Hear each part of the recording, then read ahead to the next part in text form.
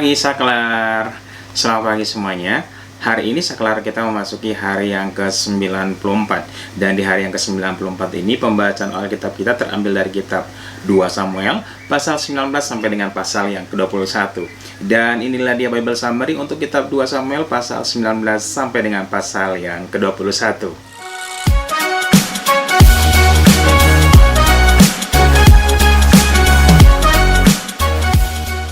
Pada kitab 2 Samuel pasal 19 dengan judul perikop Kesedihan Daud. Pada perikop ini diceritakan setelah Raja Daud ini mendengar tentang kematian anaknya Absalom, maka terkejutlah Raja Daud. Kemudian dengan sedih dia naik ke anjungan pintu, kemudian dia berkata, "Absalom, Absalom, anakku Absalom. Seandainya aku mati menggantikan engkau, anakku Absalom." Kemudian raja ini bersusah hati. Dan hal ini diceritakan kepada para pasukan-pasukan orang Israel dan orang-orang Israel ini menjadi ikutan sedih dan berkabung. Dan untuk kali pertamanya di mana orang-orang Israel, pahlawan-pahlawan Israel pulang kembali ke Yerusalem seperti orang-orang yang melarikan diri dari medan perang. Kemudian hal ini diberitahukan kepada Yoab. Oleh karena itu Yoab ini datang dan komplain kepada Raja Daud, "Mengapa engkau berlaku seperti ini? Apakah engkau tidak memandang kami berharga? Apakah bagimu lebih baik apabila kami dan beserta dengan anak-anakmu yang lainnya itu dihukum mati atau dikalahkan oleh Absalom? Apakah engkau memandang lebih berharga Absalom daripada kami semuanya? Dan ketahuilah pada hari ini juga, apabila engkau tetap melakukan hal yang seperti ini, maka aku bersumpah, orang-orang Israel akan meninggalkan engkau pada malam hari ini juga. Maka pada malam hari ini juga engkau tinggal sendirian." Dan mendengar apa yang dikatakan oleh Yoab ini, maka Raja Daud ini menggunakan pakaiannya, kemudian dia pergi ke pintu gerbang. Dan akhirnya semua rakyat datang untuk menghadap Raja Daud. Kemudian masih di pasal 19 dengan judul perikop, pemikiran untuk membawa Daud kembali. Dan sesudah itu, maka Raja Daud ini mengatakan kepada Imam Abiatar dan kepada Imam Zadok supaya mereka ini mendatangi para tua-tua di Yehuda untuk menjemput mereka dahulu, karena memang Yehuda ini adalah sukunya Daud. Dan bersamaan itu juga Daud ini mengangkat Amasa. Jadi Amasa ini panglima perangnya Absalom untuk menjadi panglima perangnya Daud menggantikan Yoab. Dan hal ini juga dilakukan oleh Daud supaya membelokkan hati seluruh orang Israel kembali kepada Raja Daud. Kemudian masih di pasal 19 dengan judul perikop Raja pulang, Simei menyongsong raja. Jadi pada perikop ini diceritakan Raja Daud ini akhirnya pergi dan pergi dari Mahanaim dan sudah sampai di Yordan. Dan sementara itu orang-orang Yehuda juga datang menyongsong Raja Daud dan mereka sudah sampai di Gilgal.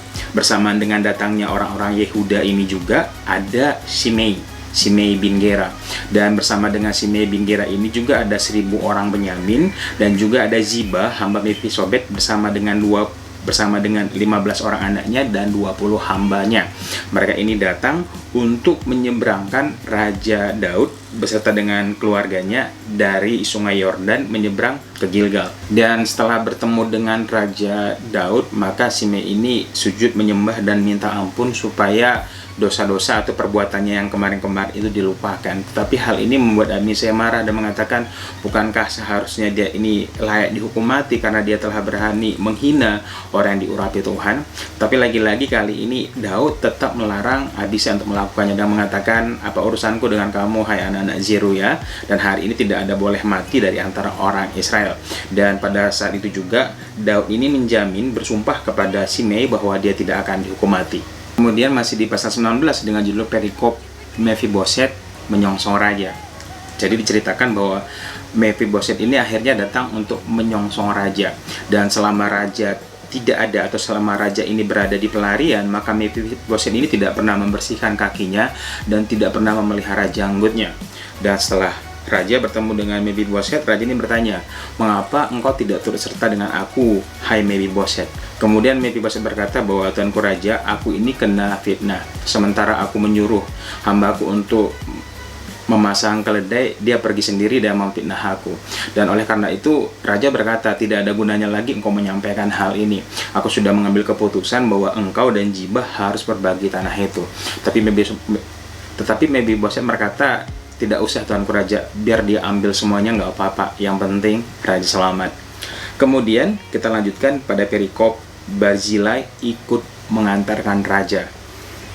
Pada perikop ini diceritakan bahwa Barzilai, orang Gilead ini, turut serta mengantarkan raja menyeberang sungai Yordan. Dan Barzilai ini adalah orang yang mencukupi semua bahan makanan raja selama dia ada di Mahanaim. Dan Barzilai ini juga adalah seorang yang sangat kaya, tetapi dia sudah sangat tua, dia berusia 80 tahun. Dan atas semua kebaikan yang dilakukan oleh Barzilai, Daud ini menawarkan supaya Barzilai ini ikut dengan dia ke Yerusalem dan hidup di istana raja. Tapi Barzilai mengatakan, apa gunanya karena aku sudah tua, segala kenikmatan istana sudah tidak bisa aku nikmati. Lagi pula pahala ini terlalu besar, bukankah aku cuma menyeberangkan raja saja? Tapi kalau raja berkenan, biarlah orang muda ini, Kimham, ikut dengan raja. Dan raja boleh melakukan apa yang raja pandang baik dengan Kimham.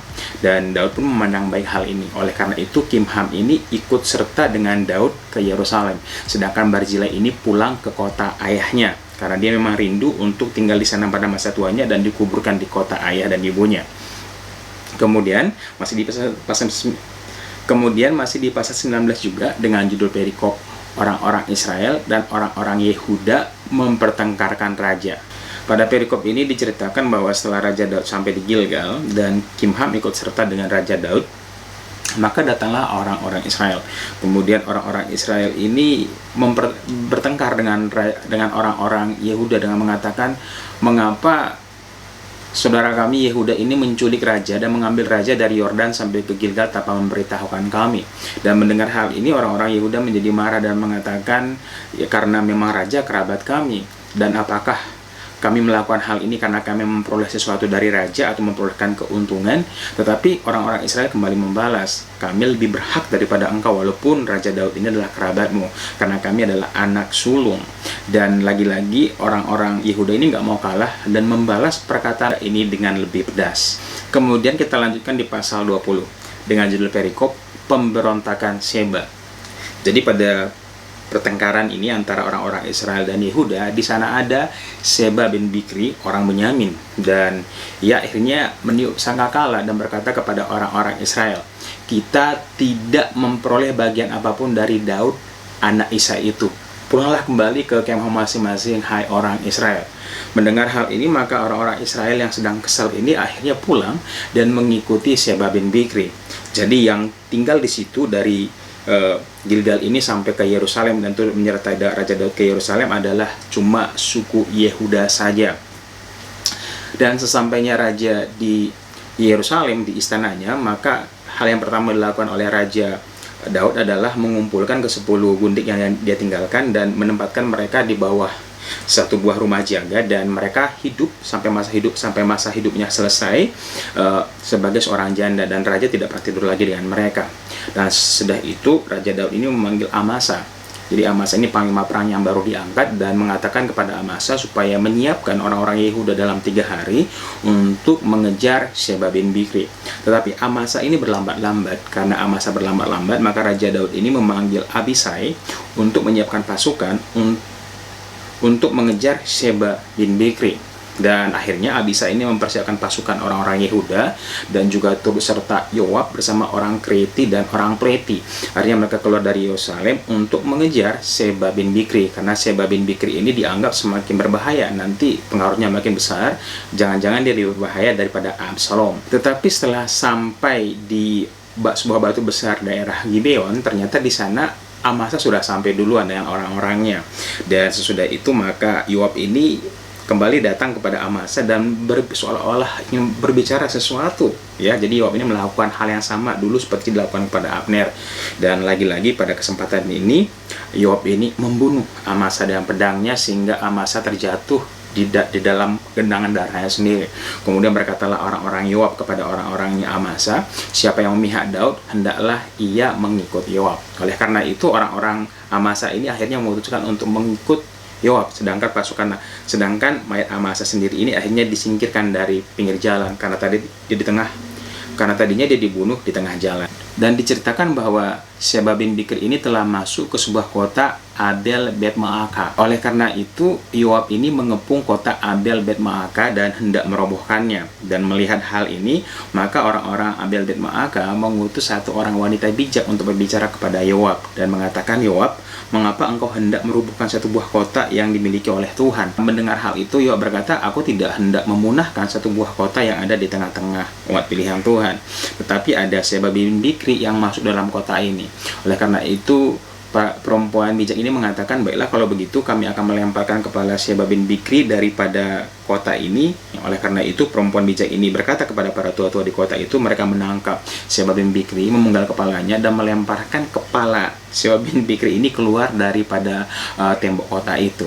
Dan dengan hal itu, maka Yoab ini meniup sangkakala dan menyudahi peperangan atau undur daripada kota Abel Ben Maakha. Kemudian masih di pasal 20 dengan judul perikop pegawai-pegawai Raja Daud. Jadi di sini ada susunan pegawai-pegawai atau orang-orang penting dalam kerajaan Daud. Adapun Yoab adalah menjadi kepala seluruh tentara yang ada di Israel. Kemudian Benaya bin Yodaya adalah kepala orang Kreti dan orang Pleti. Kemudian ada Adoram. Adoram adalah kepala orang Rodi. Kemudian ada Yosafat bin Haihud adalah bendahara negara. Kemudian ada Shea sebagai panitera negara. Kemudian ada Zadok dan Abyatar sebagai imam. Dan juga ada Ira orang Yair menjadi imam pribadi bagi Daud. Kemudian kita lanjutkan di pasal 21 dengan judul perikop orang-orang Gibeon dan keluarga Saul. Jadi pada perikop ini diceritakan bahwa akhirnya suatu ketika pada masa kepemimpinan Raja Daud terjadilah kelaparan yang beruntun selama 3 tahun di Israel. Oleh karena itu, Daud ini menghadap Tuhan dan bertanya apa yang terjadi dan apa solusinya. Dan Tuhan berfirman kepada Daud bahwa keluarga Saul ini memiliki hutang darah kepada orang-orang Gibeon karena Saul ini telah mengikhtiharkan untuk membunuh orang-orang Gibeon. Jadi orang Gibeon ini sebenarnya bukan orang Israel, tetapi orang-orang atau sisa-sisa orang Amori yang tinggal di tengah Israel. Dulu pada waktu nenek moyangnya Israel, orang-orang di bawah kepemimpinan Yosua masuk kepada tanah perjanjian, mereka telah bersumpah bahwa mereka tidak akan membunuh Gibeon. Tapi apa yang terjadi? Saul ini mengikhtiharkan untuk membunuh mereka. Oleh karena itu, Daud ini menghadap kepada orang-orang Gibeon dan bertanya apakah yang dapat bisa dilakukan sebagai penebusan kesalahan Saul ini supaya orang-orang Gibeon ini memberkati umat-umat pilihan Tuhan. Dan orang-orang Gibeon ini mengatakan, bukan perkara emas dan perak urusan kami dengan Saul, dan bukan juga bagaimana urusan kami membunuh mereka. Tetapi yang kami mau adalah supaya Daud ini menyiapkan 7 orang anak laki-laki Saul supaya kami menggantungnya di hadapan Tuhan. Oleh karena itu, Daud ini akhirnya mengambil 2 orang anak laki-lakinya Rispa binti Aya, bundiknya Saul, kemudian 5 orang anak laki-laki Merab binti Saul. Kemudian ke-7 orang ini diserahkan kepada orang Gibeon, dan orang Gibeon menggantung ke-7 orang ini, dan ke-7 orang ini mati bersama-sama di hadapan Tuhan.